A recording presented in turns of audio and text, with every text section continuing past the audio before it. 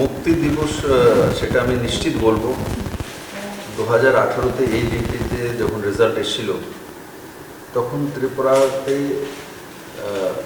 যে সত্তা চেঞ্জ হবে বা নতুন পার্টি ক্ষমতায় এসছে তেমন ছিল না, ছিল মানুষ মুক্তির স্বাদ পেয়েছে। মানুষ কমিউনিস্টের গেরাগুলি ফেসে গিয়েছিল, সেক্ষেত্রে বের হওয়ার রাস্তা চাইছিল বারবার, সেটা পাচ্ছিল না। 2018-তে আজকের দিনে সেই স্বাদ মানুষ পেয়েছিল। আর যেটা আপনি বলছেন মুক্তির নায়ক নরেন্দ্র ভাই মোদি আর তৎকালীন প্রেসিডেন্ট অমিত ভাই শাহ যদি সাথ না দিতেন তো আমি বিপ্লব দেব আর আমার টিম, যে আমি তখন প্রদেশ সভাপতি ছিলাম, আমাদের দ্বারা সম্ভব ছিল না। ওনাদের আশীর্বাদ এবং ওনাদের সহযোগিতা সব দিকে, অর্গানাইজেশনে হোক, আর্থিকভাবে হোক, মানসিকভাবে হোক। যেমন আমার আজও খেয়াল আছে 18 তারিখ যখন ইলেকশন হচ্ছিল, মাতাবাড়িতে পুজো দেওয়ার পর সকালে তো প্রথমেই প্রধানমন্ত্রীদের ফোন এসছে পুজো দেওয়ার পরে, তো বলছিল যে जीत तुम्हारा निश्चित है, बस संभाल के रखो।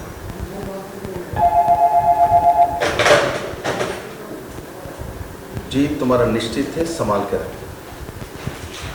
और গাড়িতে যখন বসলাম তখন তৎকালীন রাষ্ট্র সভাপতি অমিত ভাই শাহ ফোন এসেছিল মাতাবাড়ি, বলে पक्का जीत है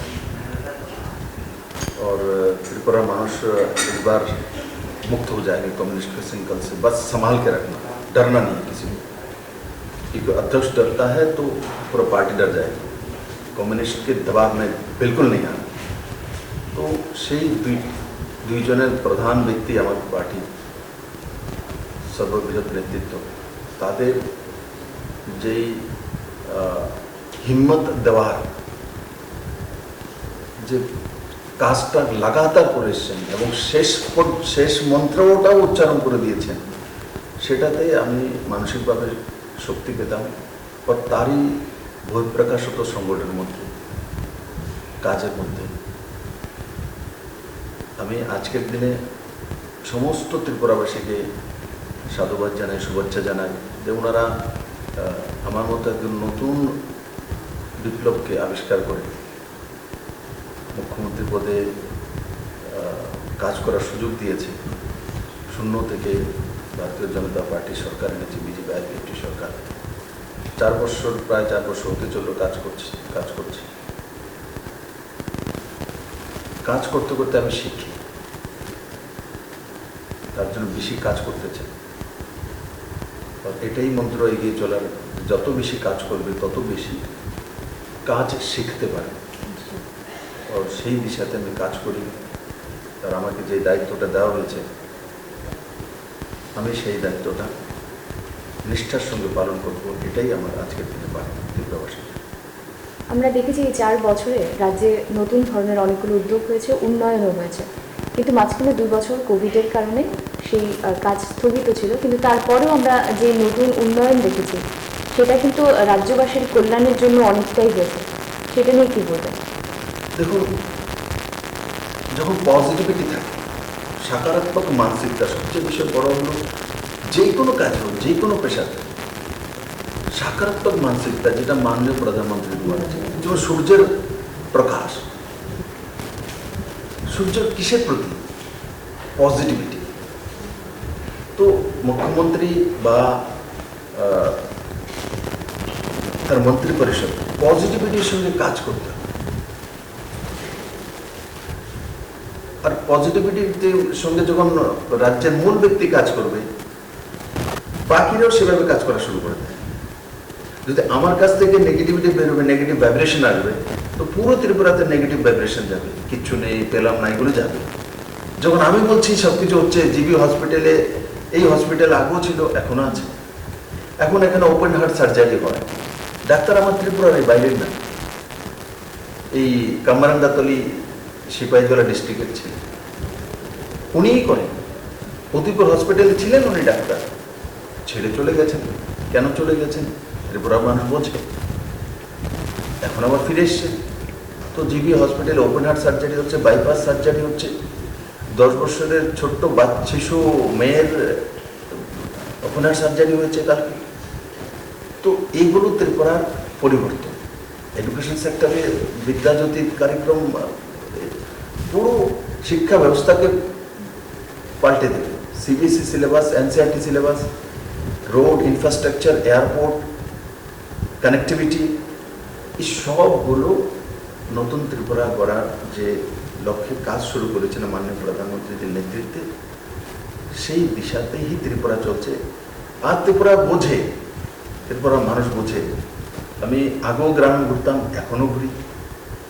আগে মানুষের মধ্যে একটা হেজিটেশন ছিল, খোলাপন ছিল না। এখন সেই হেজিটেশনটা নেই। গ্রামের হোক শহরের মানুষ খুলে কাজ করতে শিখেছে। যতক্ষণ পর্যন্ত আপনি কোনো না কোনো জায়গায় হেজিটেশন থাকবে, ভয় থাকবে, তো আপনার অরিজিনাল রূপ কখনই আসবে না।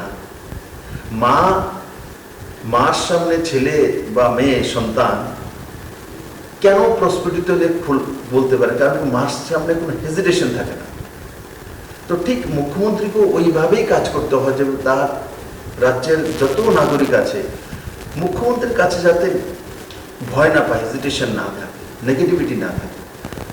লোক আপনি সব কিছু করবে।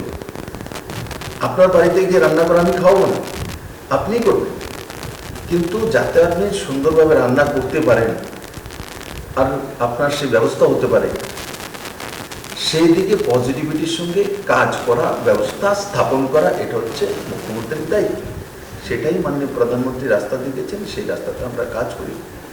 আমি আশা করি যে স্বপ্ন আমি দেখেছি, এক হেলদি ত্রিপুরা, এক सक्सेसफुल ত্রিপুরা, এক তাজা তরুণ নজওয়ান ছেলে মেয়ের ত্রিপুরা। তো সেই দিশাতে আমরা কাজ করছি।